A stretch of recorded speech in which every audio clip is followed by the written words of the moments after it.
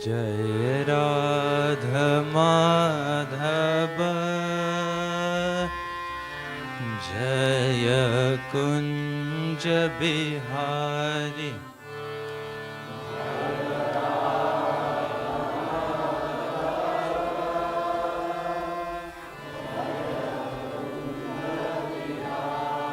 Jai Radha Madhava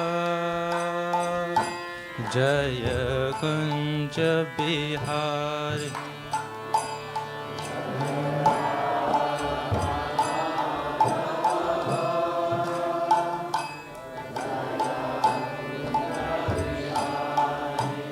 Gopi Chanavallabha Jaya Giri Bardha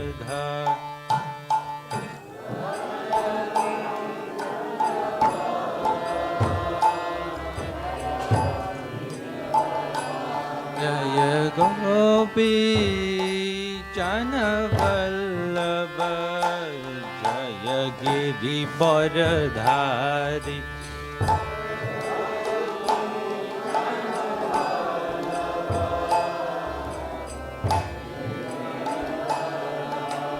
Yashodanandan Braja Janaranjana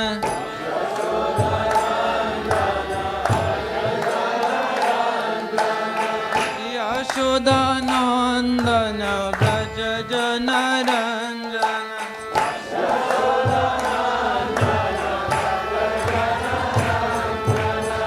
Jamuna Tira Panachari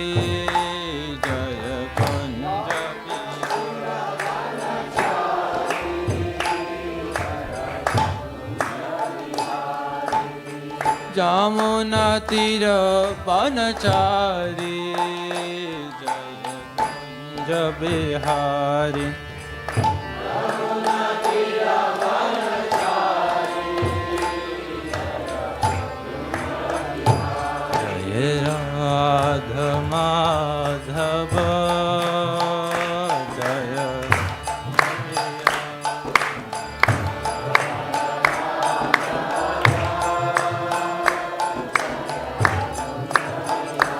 Jaya Radha Madhava Jaya Kunja Bihari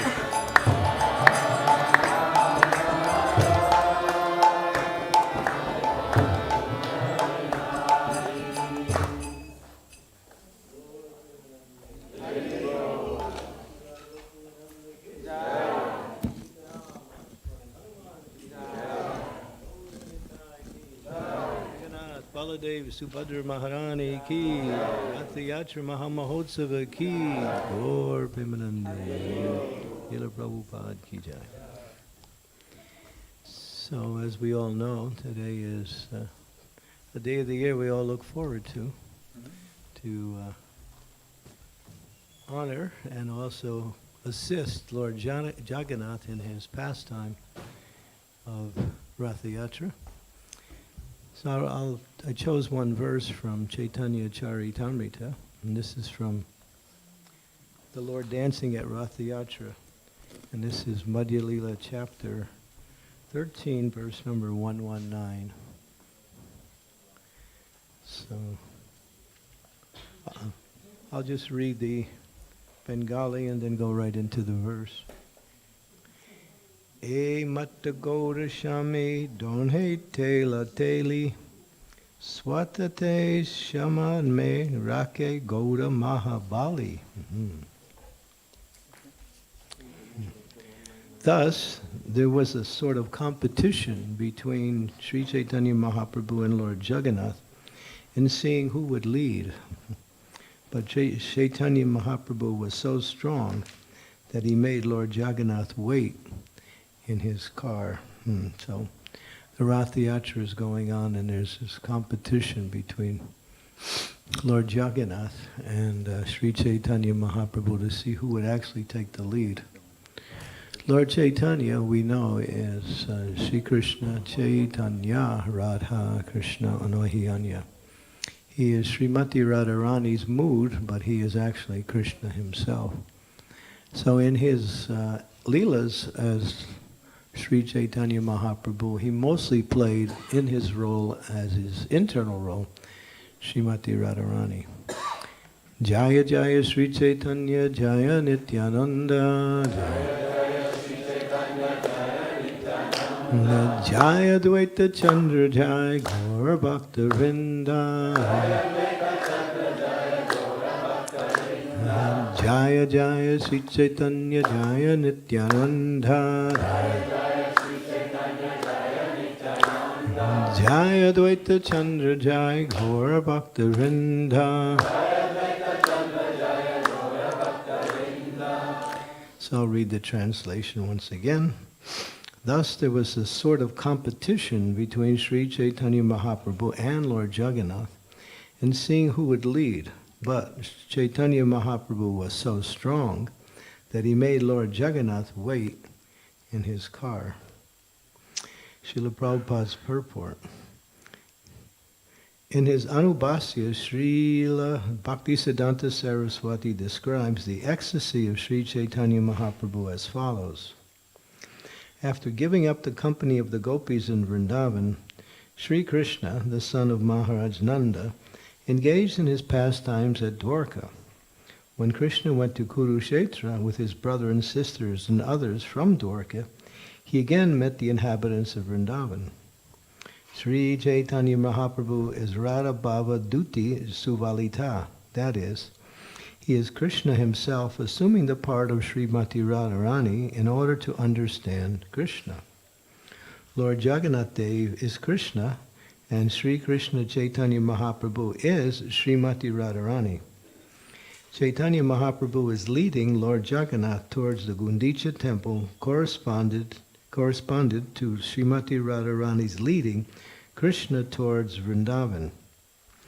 Sri Kshetra Jagannath Puri was taken as the kingdom of Dwarka, the place where Krishna enjoys supreme opulence, but he was being led by Sri Chaitanya Mahaprabhu to Vrindavan, the simple village where all the inhabitants are filled with ecstatic love for Krishna.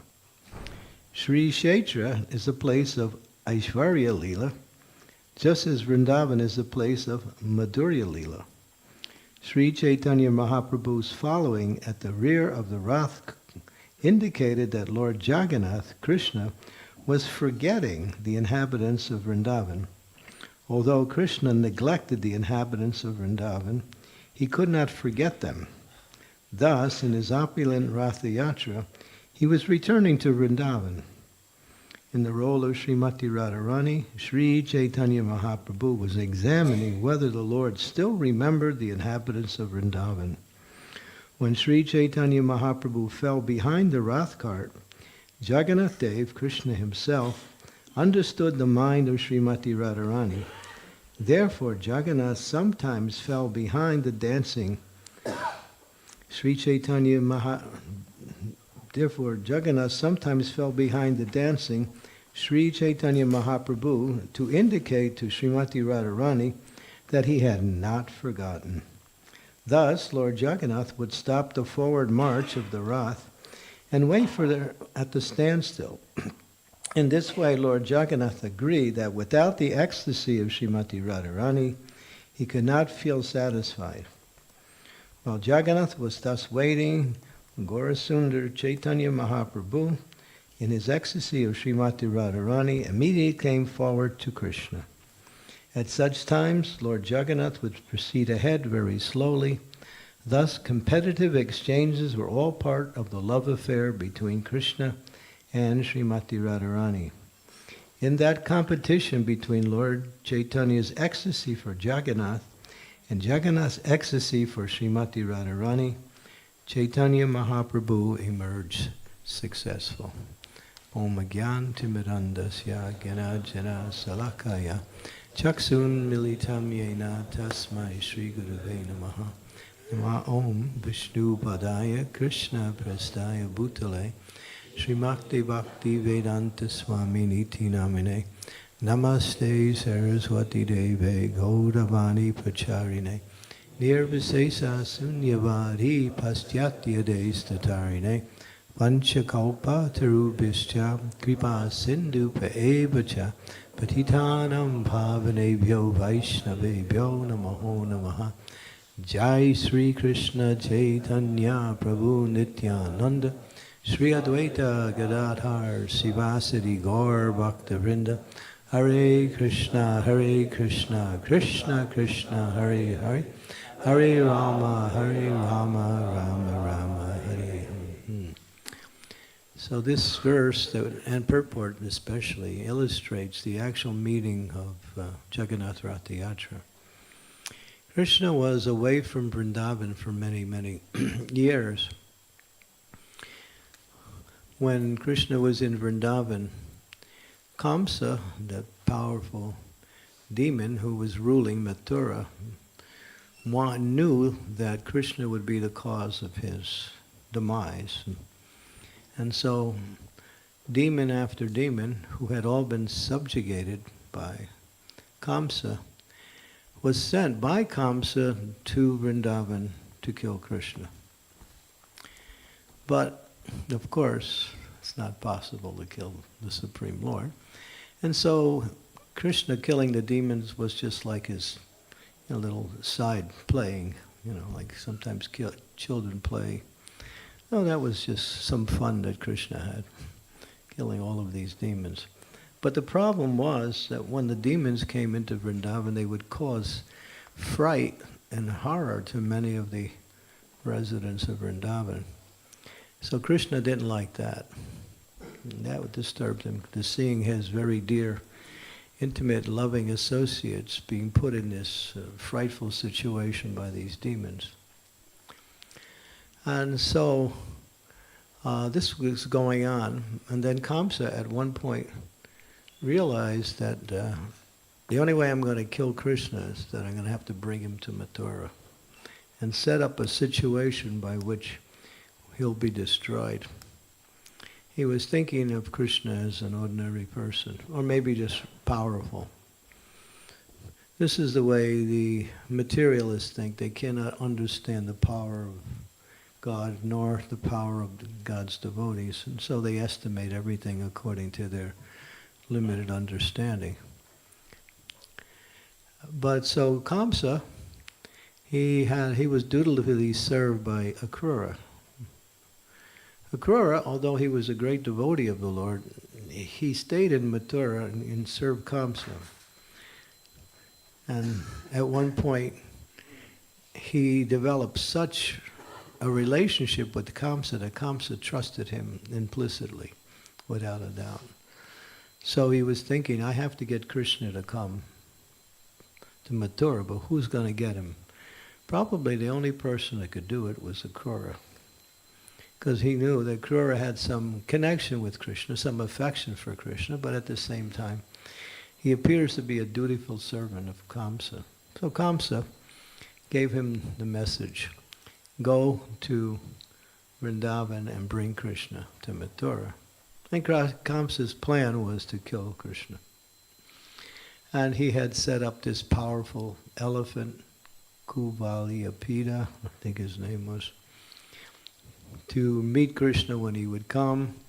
And then he had some Brahmins that were going to curse Krishna with various powerful mantras. If the elephant didn't work.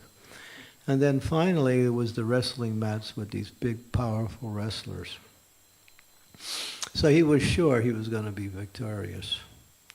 So Akrura comes to Vrindavan, and it's a beautiful story how Akrura is traveling to Vrindavan and he's absorbed and thinking of the lotus feet of the Lord. And he's just imagining in a very joyful way what it'll be like when I meet Krishna. Can't wait to meet Krishna. But he also has the mission. And so when he gets to Vrindavan, of course, he's greeted by Nanda Maharaj and Mother Yasoda. They welcome him very nicely, and then finally he meets Krishna. And that's a beautiful scene, how he offers beautiful prayers to Krishna.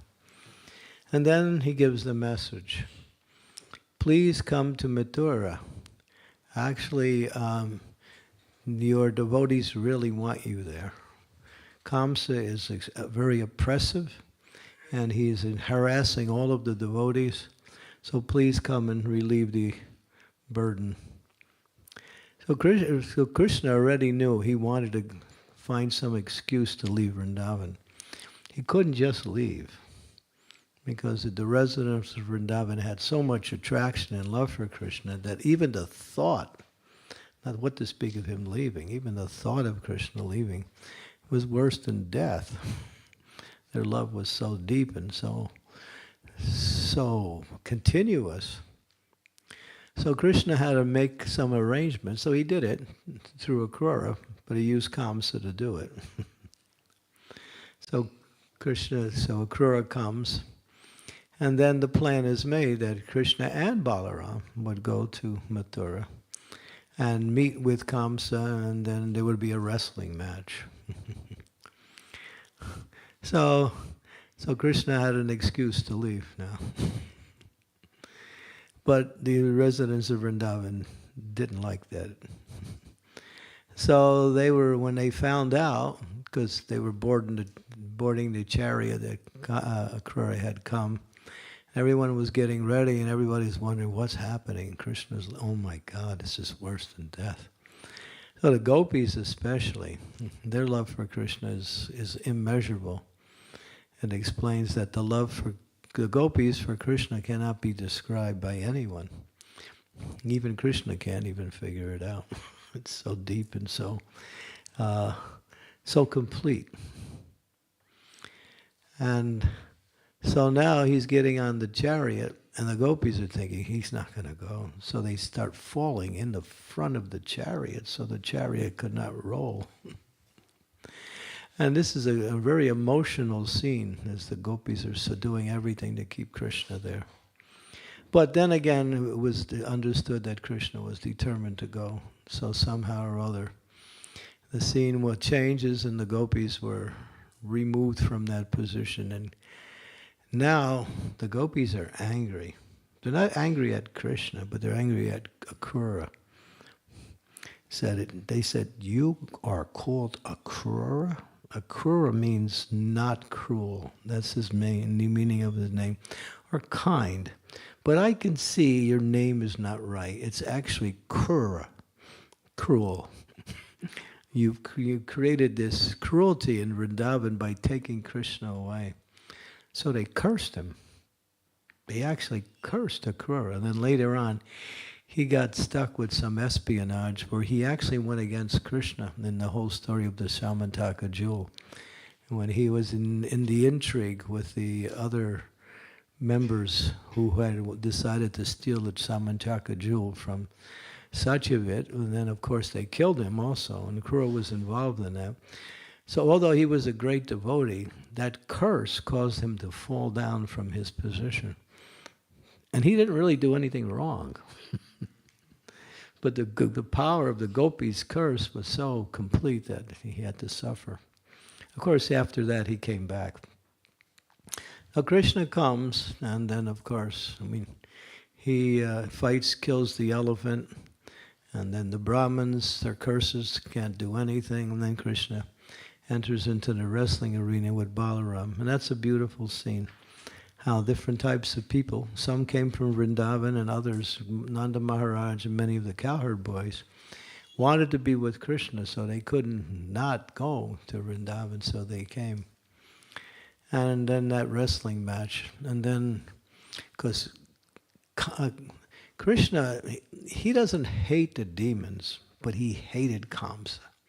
He had a special anger towards Kamsa, because Kamsa causes so much distress to many of the devotees, and Krishna just wanted to finish him off. Devotees like that, you know. Devotees are non-violent, but when demons get killed, jai.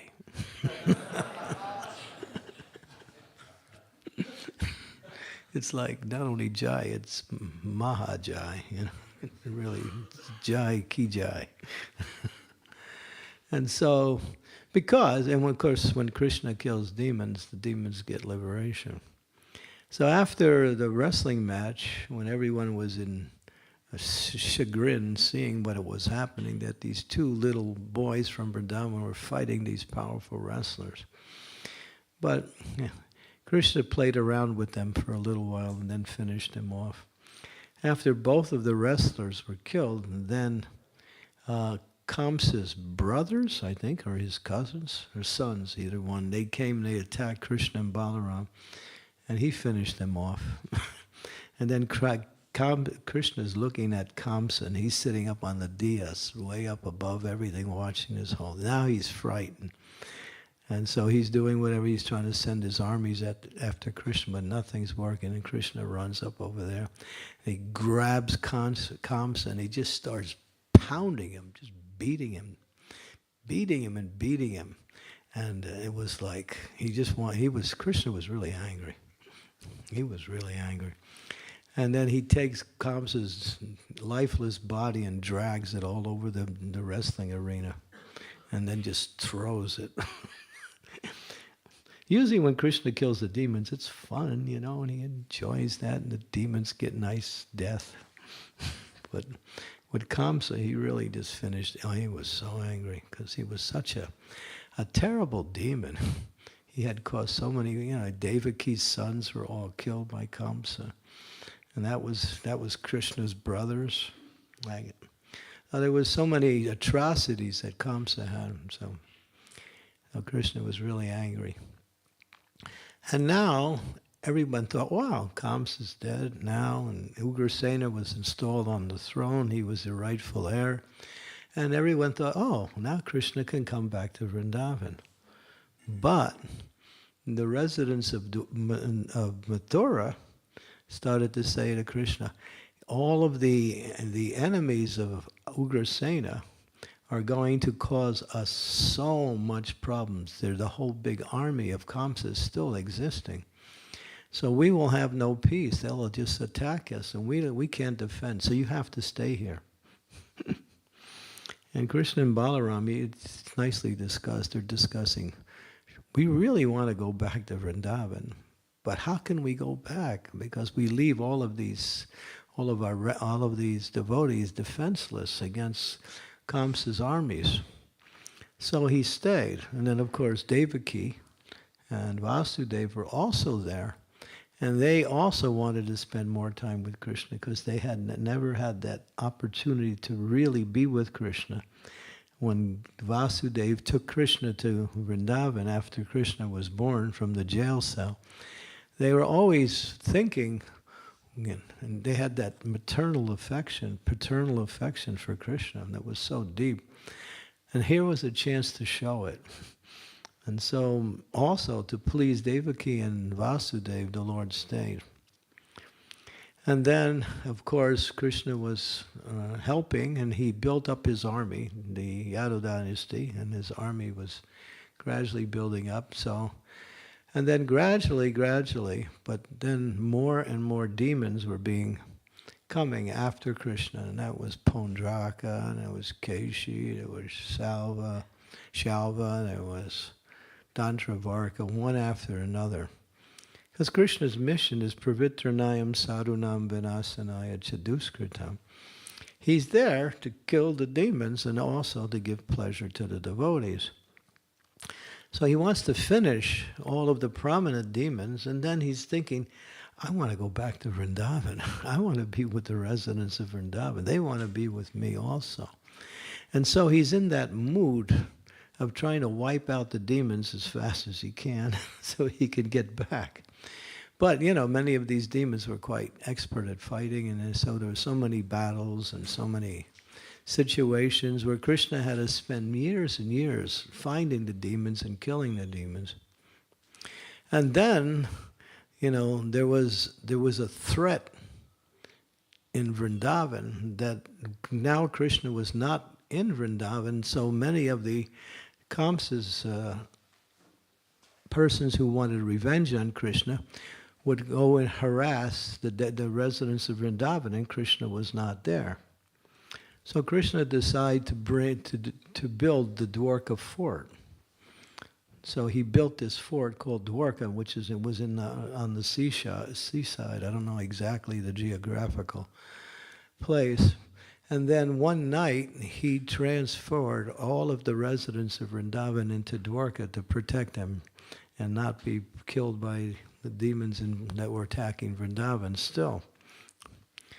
And so now Krishna is in Dwarka, and he has many of his residents in there, but many of the residents took on different forms as they appeared. All of the queens, and this, of course, this is very detailed, and let's try to kind of condense it down a little, but all of the queens, or actually all of the gopis, the 16,100 prominent queens, were 16,108 gopis who took queen form in order to be with Krishna in that manifestation. And that's mentioned, Shivaram Maharaj mentions that in his series, the Vrindavan series. How the gopis, also feeling separation from Krishna, couldn't withstand that. So they all left their bodies in Vrindavan and actually reappeared in Dwarka as queens. And Radharani became Satyabhama. And Chandravali, she became Rukmini. So many of the prominent queens were the prominent devotees also in Vrindavan. And then Krishna married those prominent queens, Satyabhama, and Rukmini, who else? Who was some of the, Satya was another one, Kalindi, and many of the other. He had 8 principal wives, where actually they were gopis, but they reappeared as queens. And so now, but still Krishna's thinking, while he was in Dwarka, he was thinking, I have to go back to Vrindavan. I just have to be with the residents of Vrindavan. And so he's in Dwarka, but he's always thinking of Vrindavan. So many of the queens, they didn't have the opportunity to be with Krishna's pastimes in Vrindavan. Now they're in that different role of Aishwarya Bhav, not Madhurya. So they don't have their recollection, although they are transformed from the gopis into the queens still, they're in the mood of the queens, because when Radharani and the gopis they expand into the Lakshmis in Vaikuntha and to the queens in Dwarka. So in the queens, they wanted, because Krishna kept saying, Gopi, Gopi, Gopi, Yasoda, Yasoda, Yasoda, Radha, Radha, Radha, when he would sleep, and he would just be in this mood of just calling out to the residents of Vrindavan, and just at any time, but mostly in his sleep. And then the queens would hear that, and they would think, well, he's with us, but he's not with us.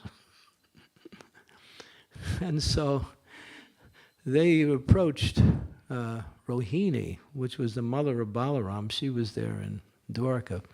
And they said, Rohini, what is it about the residents of Vrindavan?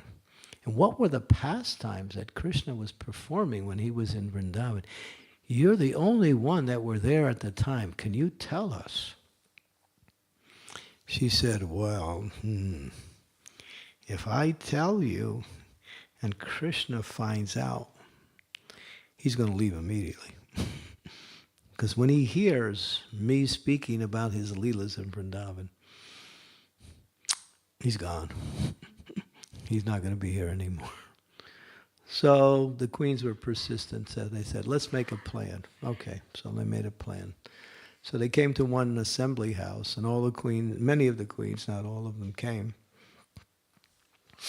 And Rohini was to speak, and they put Subhadra at the door to guard. And if Krishna comes, then she's supposed to warn. And that way Rohini would stop the narration. So they're there, and Rohini is starting to speak. And Subhadra, she's at the door, but she's also listening. And she's hearing. And she starts to go into ecstasy, just hearing about the pastimes of Krishna in Vrindavan. And so her hands coil into her body. Her feet do the same. Her eyes get big and she faints. Boom. Nobody's at the door. guarding anymore. And nobody knows that what happened to Subhadra. So the queens are absorbed listening to Rohini, and Rohini is absorbed speaking about Krishna. So after some time, Balaram comes and he sees Subhadra. What's wrong with Subhadra? I said, oh, my mother, she's speaking. She's talking about our pastimes in Vrindavan. Oh, let me listen. So he gets excited and he starts listening. And as he's listening, he gets some of the same ecstasies and he starts thinking, yes, Vrindavan. His eyes get big. His arms coil into his body. The legs do the same time. Boom, Balaram's finished. He's out, unconscious. And so now nobody's guarding the door, of course, when Subhadra went. And then Krishna comes. And Krishna starts to come, and he sees Balaram and Subhadra there. And my mother, because Rohini was the mother of Krishna and Balaram. That was the mood, that even though she was considered to be the mother of Balaram, she played the role of mother to Krishna also, because Krishna had two mothers, Yasoda and Rohini in Vrindavan. So now he's listening, and his eyes get big, Jagannath eyes. His arms and legs coil into his body. He faints. So this particular pastime is the way to illustrate those transcendental forms of Jagannath, Baladev, and Subhadra. Because the actual meaning of those particular forms are the Lord's mood of loving separation for the residents of Vrindavan. So that is actually the meaning of the forms of Jagannath, Baladev, and Subhadra. He's actually Krishna, but he's in that mood of separation. Now Krishna can't withstand not going to Vrindavan. So he decides, I'm going to leave. And so a plan was made, and Balaram and Subhadra also wanted to go. So they're going to lead Krishna back to Vrindavan. Of course, there's a very beautiful scene how the residents of Dwarka didn't want Krishna to leave. That's all explained in the Brihad Bhagavatamrita. Now Krishna's on his way to Vrindavan, and he's in ecstasy, thinking of the residents of Vrindavan. So the whole pastime of us pulling Jagannath is bringing Jagannath, Baladev, Subhadra from Dwarka to Vrindavan. And that's the meaning of Rathayatra.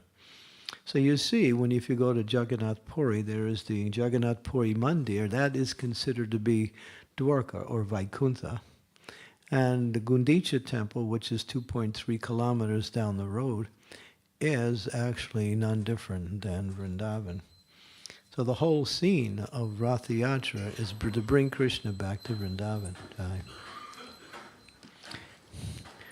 Shri Shri Radha Gokulananda Ki Jai.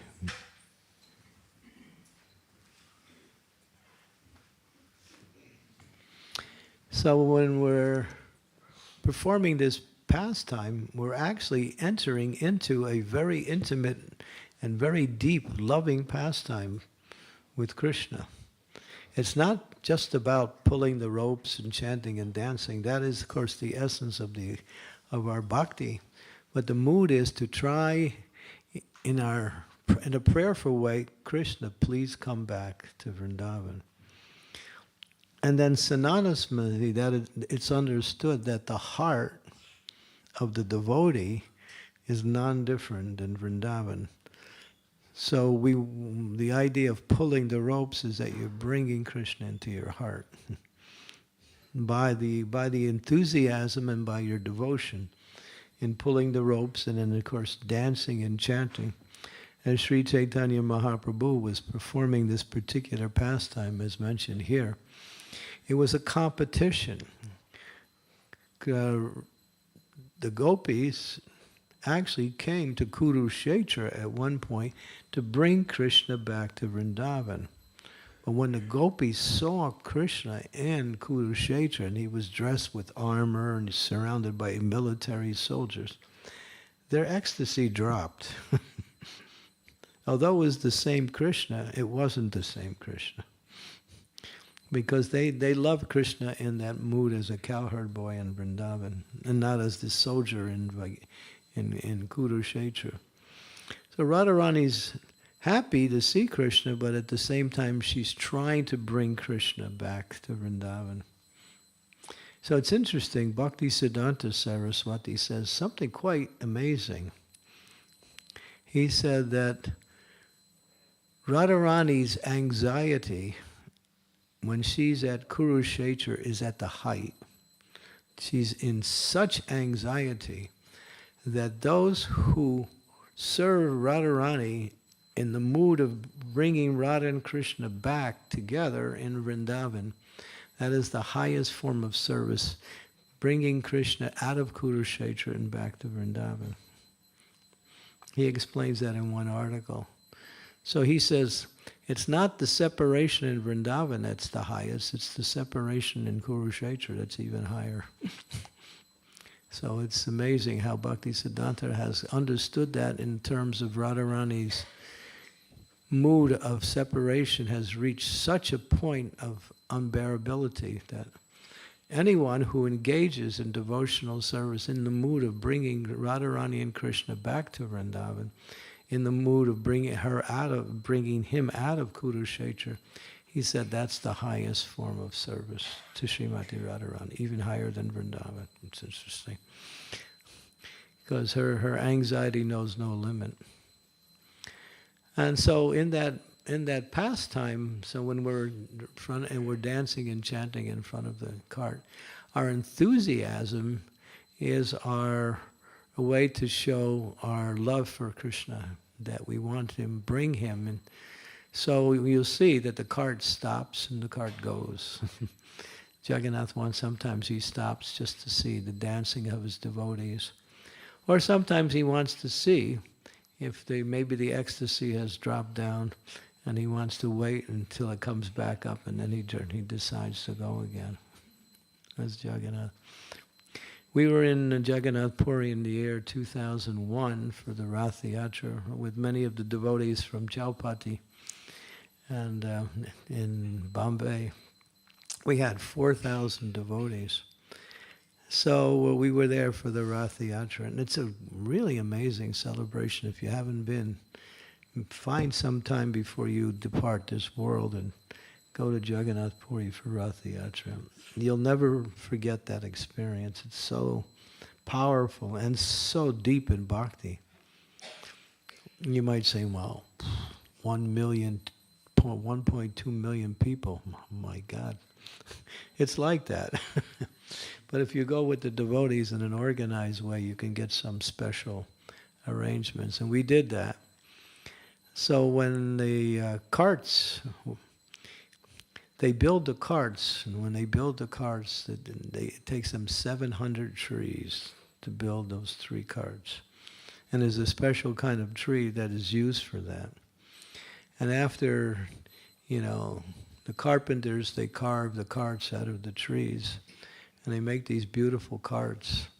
And the carts are on the road even before the Jagannath Rathayatra, and you can watch them as they're building the carts. And they're also painting the carts.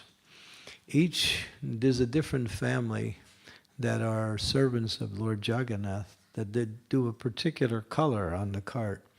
So one family will do all the yellow, another family will do the green, another family will do the red, another family will do the blue, like that. They have each of the families that are servants of the Lord have a particular service that is fixed, and they do that service every year for Jagannath. So we were watching. Now the carts are built, the Rathayatra day has come, now Jagannath has to come out of his temple. So around the carts, the police set they call it a cordon. It's just a big circle with police all around. You can't get inside, and there's some room inside where the carts are, and even in the front, unless you have a special pass given to you by the city of Puri. So some VIPs, they always get these passes, but we snuck in. We did a little, and we also knew some of the pujaris there who were servants of Jagannath. So they snuck us inside so we could get into the immediate area. Now Jagannath's coming out, and for him to get on his cart, it's a whole festival. First Balaram comes out, and there's like singing, there's kartal players, there's drum players, and there's fire twirlers. And they have these devotees, they have these sticks, big sticks with rags tied at the end, and they dip it into oil, and they light it on fire. And they take it and they twirl it and they throw it up in the air and it spins and they catch it. And then they do all of these tricks with this, and then this is like part of the entertainment. We were watching, there was one girl, she was about, 18 years old, young, real young. And she was twirling the fire and rolling it on the ground at the same time. She was rolling and twirling it over her head and catching it, and she had been doing that since she was a little girl. They train her in that way. So that's her service to Jagannath every year. She does this really performance. So you see some of the most beautiful arrangements to welcome the Lord.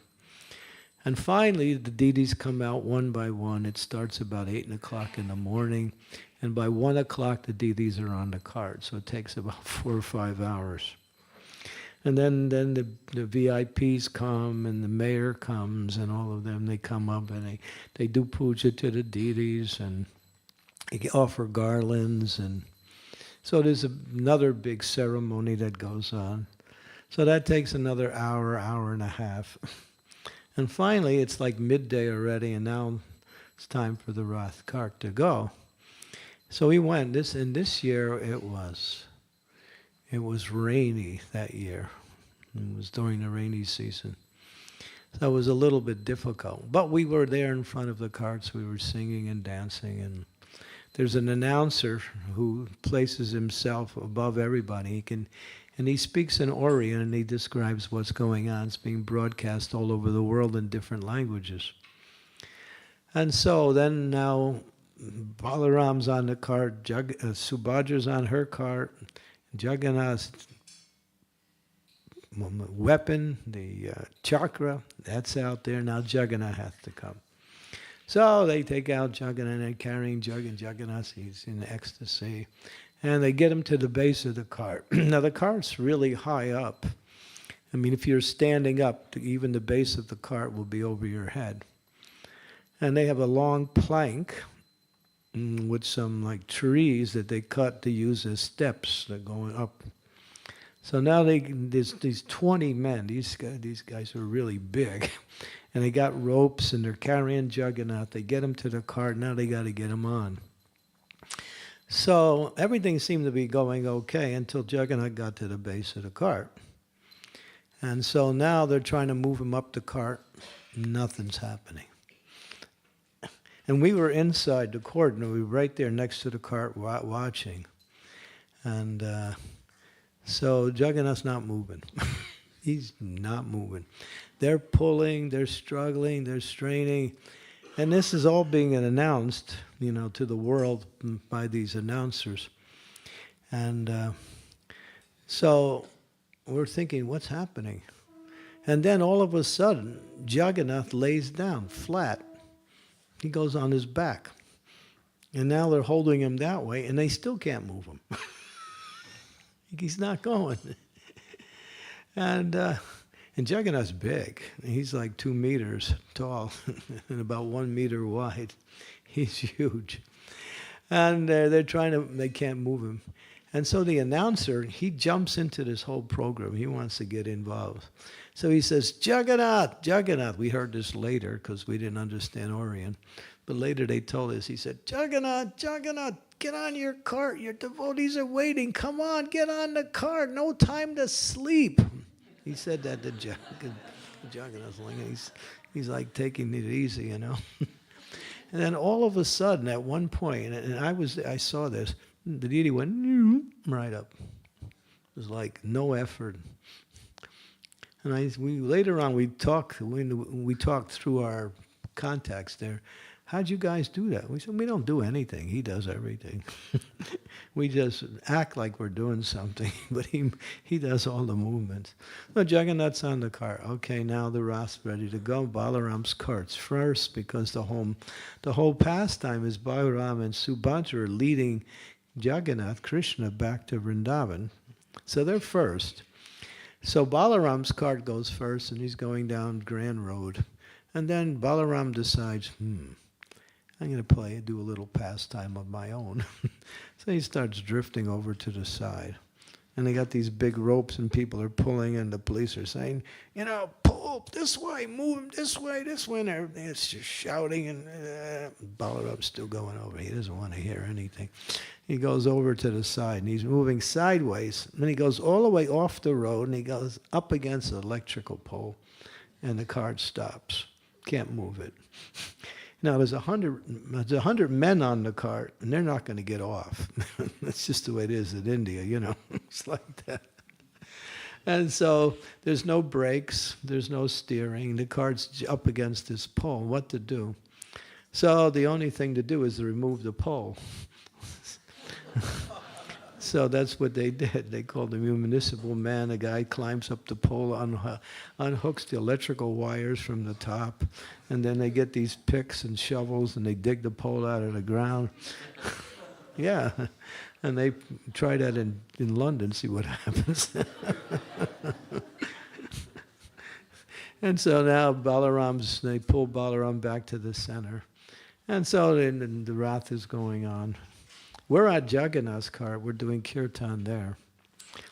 And then Balaram decides to do it again. So again, he starts going off to the side again. And this is towards the end of the parade. And they have all of these shops where all of these people come and they set up their little wares and they sell trinkets and all kinds of souvenirs to people. And they put it up that same day, so it's just like corrugated tin and some blanks and some, cardboard. They make a little shop out of it.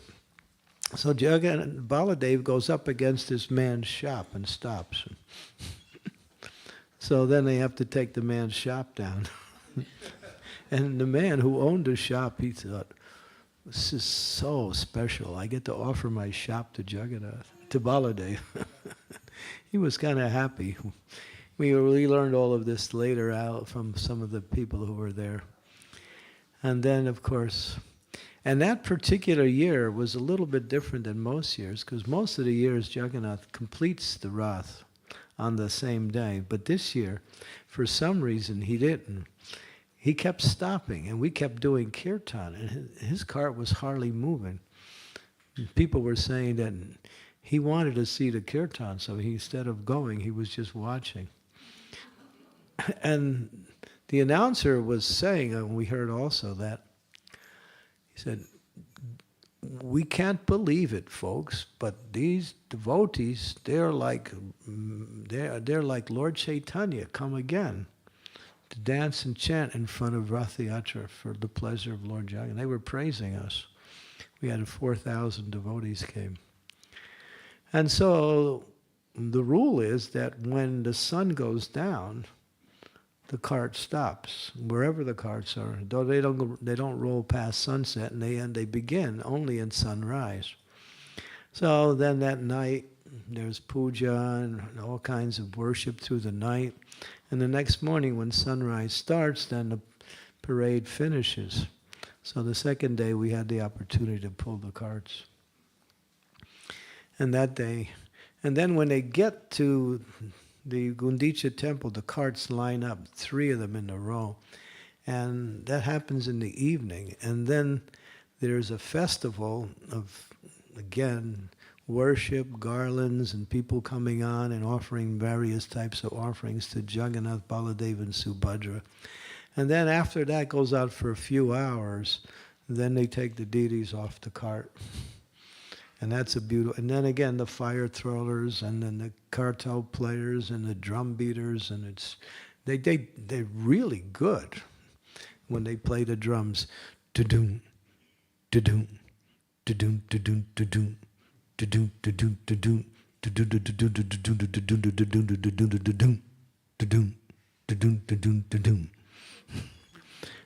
They put, yeah, that's just not that I'm not that good at.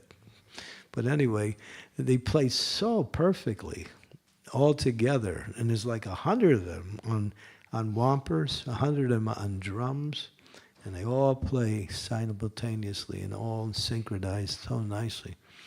And then the fire twirlers, and then they take the deities off the cart. Baladev goes first, and then Subhadra and Jagannath, and then they go into the Gaudiya temple. And that is Krishna reaching Vrindavan. And then the Lord stays there for about a week, and then after the week they have the return Rathayatra, which is very beautiful. Last year, something really amazing happened. I don't know if you saw it, but it was raining like crazy. And the carts were right in front of the Gaudiya temple, ready to go in, and it was pouring rain. But it was rain everywhere except the Jagannath's cart. There was no rain there. There was rain all around, back of his cart, all around, right on Jagannath's cart, in that area. You can see it's on video. There's no rain. It's amazing. Jagannath, I guess, wanted to get some of his devotees to come. And it's pouring. I mean, not just raining. It's really pouring. But right where Jagannath was, not a drop.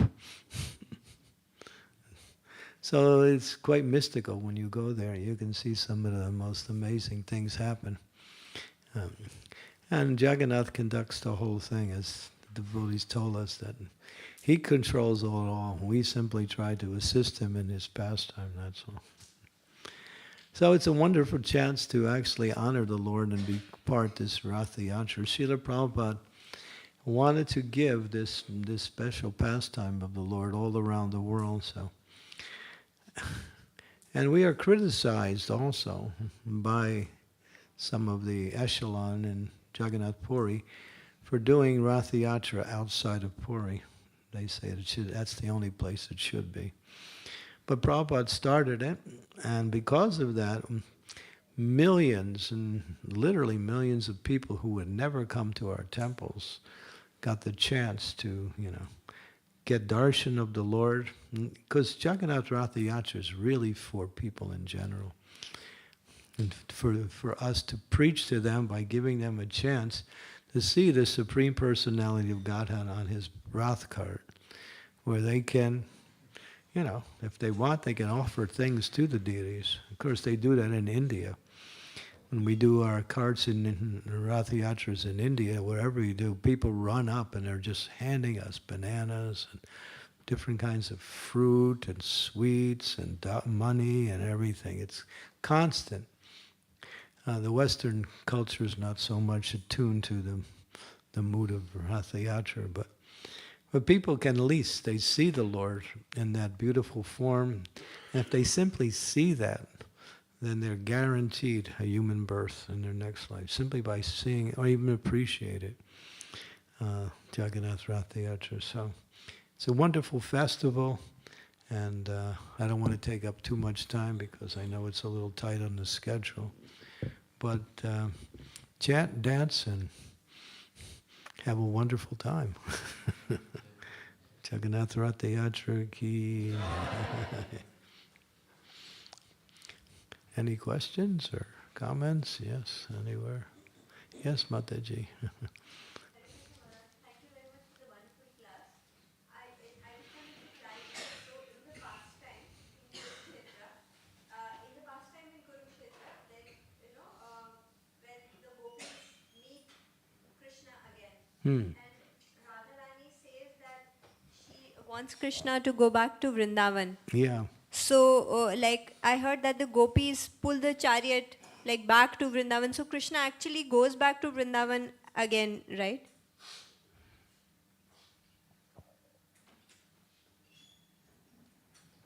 I'm not sure.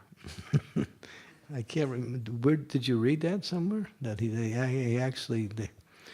they're feeling unhappy because Krishna's in Dwarka. I mean, he's in Kurukshetra and he's dressed in the military. They want to come So they came to bring Krishna back to Vrindavan. I think what you said is correct, yeah. He comes, but then he leaves again. Yeah, yeah. There's that prayer by, I think the prayer you're referring to is mentioned here in this same pastime, where it says, and this was recited by Madhavendra Puri, just at the time.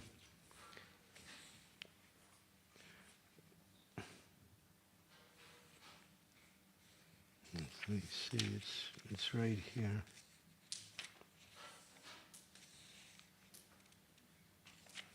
And it describes very pitiable what the gopis were experience. See, there's that one, Ayinandan, what is it? Oh yeah.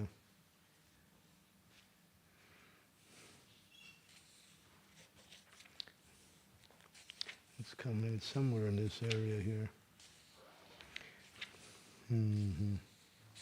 It's a beautiful prayer describing Radharani's ecstasy in feeling separation for Krishna.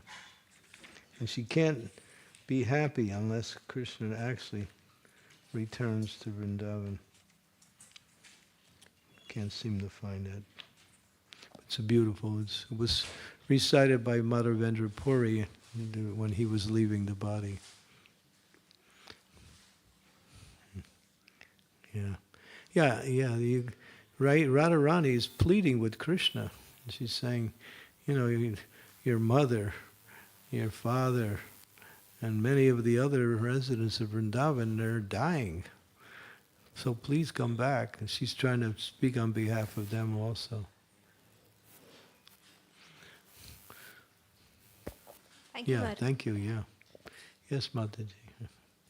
Mm-hmm.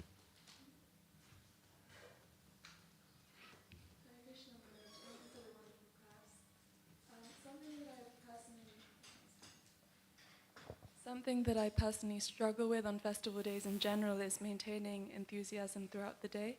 So if you could kindly share any thoughts about how to sustain our enthusiasm. Chant and dance. At least chant. Chant, enthusiastic. If we stay in the kirtan, even if we can't stay in continuously, we should at least stay in the area of the kirtan and always be hearing the kirtan. That'll keep us somewhat connected to the whole pastime. Yeah, of course we meet our friends and we want to chit-chat also. That's there too, but so we have to understand that it's for the pleasure of the Lord. And if we try to keep that mood that I'm singing for the pleasure of the Lord, I'm dancing for the pleasure of the Lord, I'm pulling the ropes for the pleasure of the Lord, that gives us a clear perspective of the mood that we need to adopt in order to stay enthusiastic like that. But I think the kirtan is a sustaining thing that keeps us connected.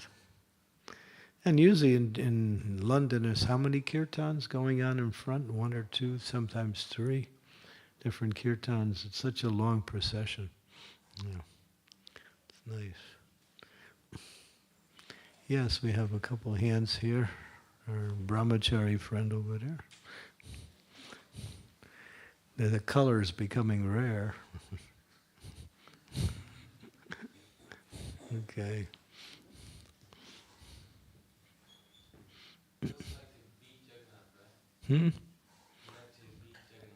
Beat Jagannath?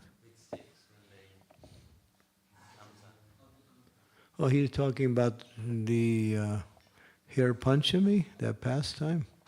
That's when he's coming on the chariot. When he's coming onto the chariot? Yeah. They're beating him? No. And they don't like. They're beating the drums, not him.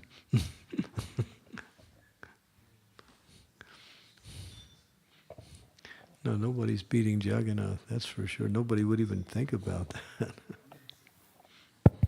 Hare Krishna Maharaj. Marge, I had a question regarding what is the best service we can do on Rathayatra? Chant and dance.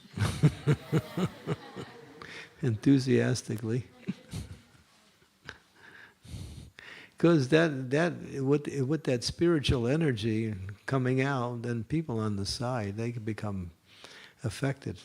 They hear that and they actually become attracted. It happened here many years ago. Was one, I think it was Kripa Maya Prabhu was leading the kirtan. And one lady from the side, she was just an onlooker, she came running right into the middle of the kirtan and said, "What are you singing? What are you singing? I can't stop crying." Yeah, she had this emotional experience just hearing the holy name. It was something she had never experienced before. And it was working in such a way she couldn't understand anything, but she was just crying. So yeah, so we can, our enthusiasm will spill out into the area where people are. That's the idea, to somehow or other give them an experience.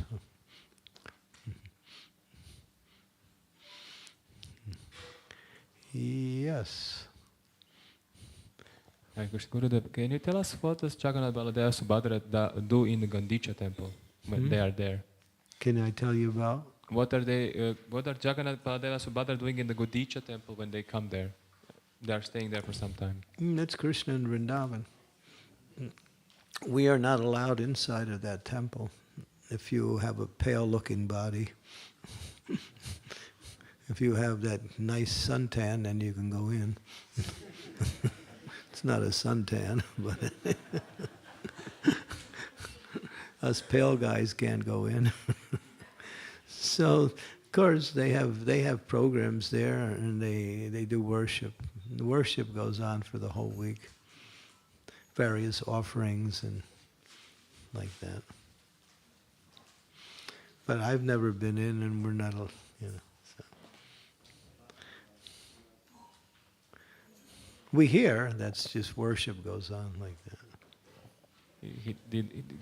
They meet with the residents of Vrindavan there? I guess they meet with residents of Vrindavan there in the temple. Well, that's the mood. The Gundicha temple represents Vrindavan, so Krishna is returning to Vrindavan. Okay, so I think we reached the end. Oh yeah, one more, okay.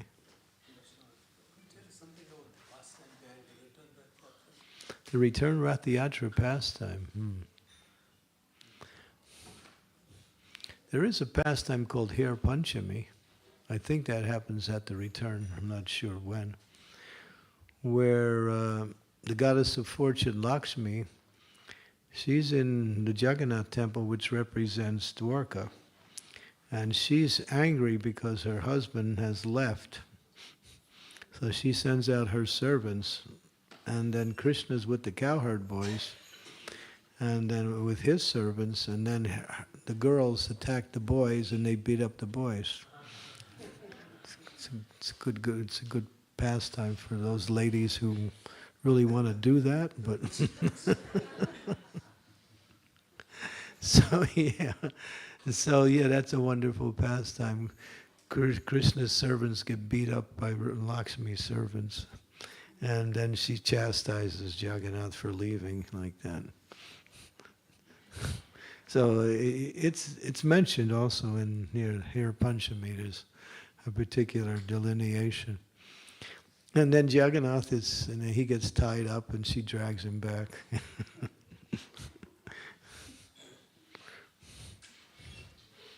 Every husband listens to his wife. It's true. You want to hear the story? It's a fact, yeah. So there's Birbal and Akbar. Akbar, not Akbar. Akbar, he's the king. And Birbal says to Akbar, "Hey Akbar, every husband listens to his wife." Akbar says, "Well, that's mostly true, but not everyone." Birbal says, "Without a doubt, everyone." So he's doubtful. Then Birbal said, "All right, make an experiment.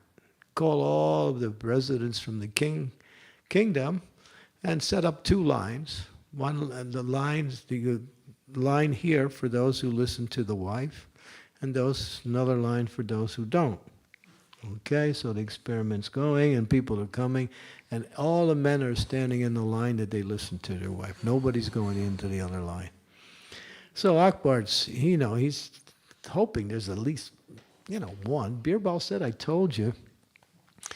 And finally, one man stands in the other line. And Akbar gets a little enthusiastic. Wow, one. See, I told you. Birbal says, no, ask him why he's standing there. So he goes over and asks him, why are you standing there? My wife told me to.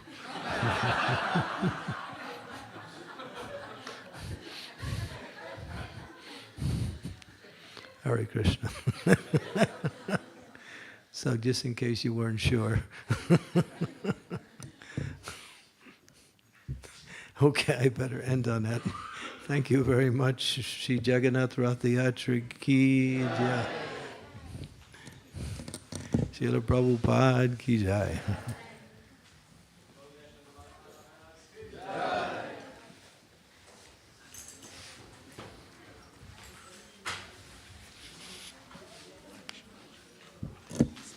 Given by Braj Bihari. Oh yeah, right. I was waiting for it. Yeah. Shall I leave them here? Or shall I give it to Give it to my assistant. He's there. Oh, okay. Sure, Maharaj. Thank you, Maharaj. Yeah. Maharaj, is there any chance, like, when are you going back? When are you going back? Back where? Oh, to the house? Yeah. Right now. Okay. Maharaj, is there any chance we can do a program for Bhakti Viksha if you have time? Maybe When? next week at some point? Boy, my schedule is just jammed. Okay. It's hard to really find any time at all. Okay. No problem, Maharaj. Yeah.